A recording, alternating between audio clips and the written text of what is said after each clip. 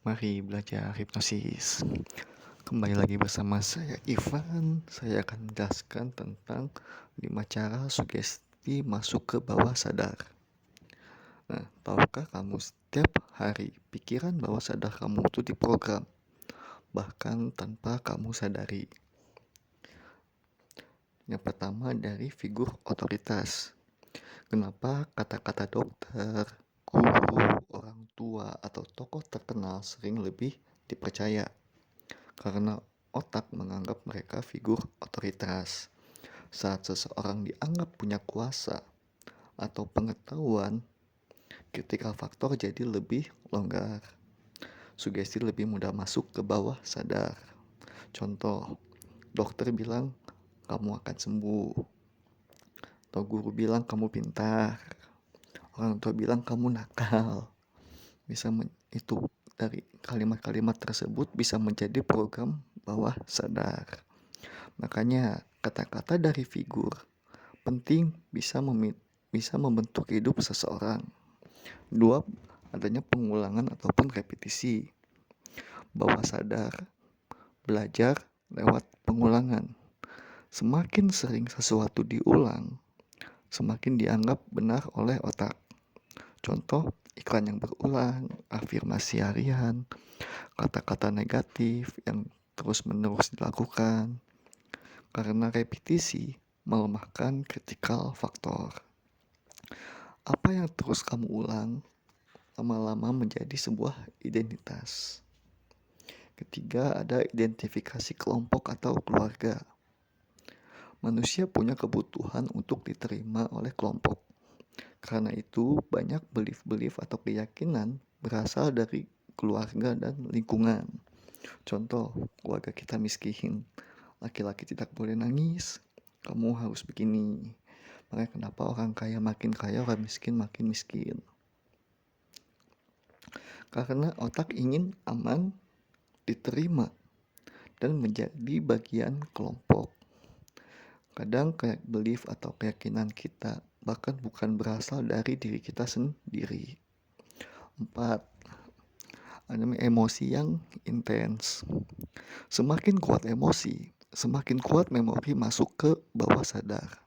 Contoh seperti sebuah trauma, jatuh cinta, dipermalukan, kemenangan besar. Makanya kenapa orang yang jatuh cinta gampang dimanipulasi.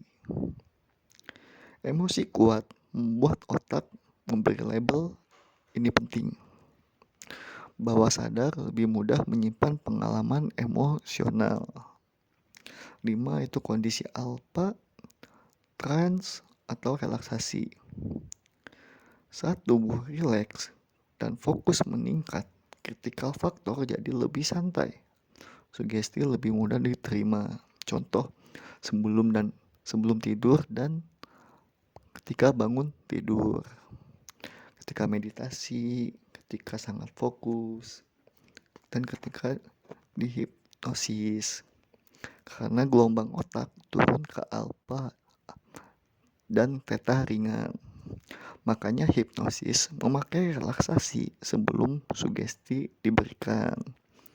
Jadi sebenarnya bawah sadar diprogram lewat otoritas, repetisi, emosi, lingkungan, dan kondisi trans.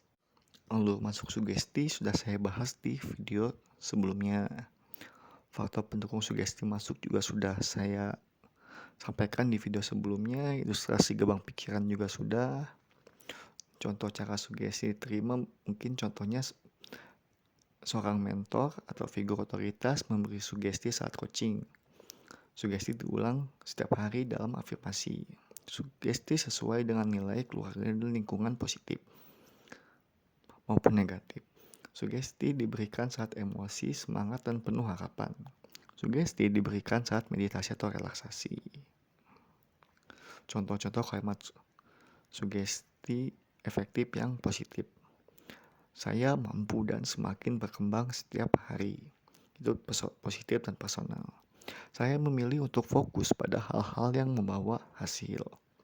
Saya tenang, percaya diri, dan siap menghadapi setiap tantangan. Saya layak untuk hidup bahagia dan berhasil. Setiap hari dalam setiap hal, saya semakin lebih baik. Itu adalah contoh-contoh kalimat sugesti yang positif yang bisa kalian pakai setiap hari.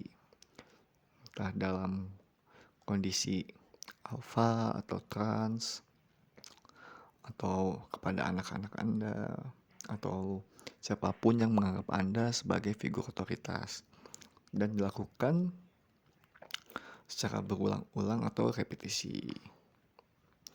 Nah, prinsip utamanya, sugesti yang konsisten, emosional, relevan, dan diberikan dalam kondisi rileks akan melewati filter kritis dan menjadi program kuat di bawah sadar.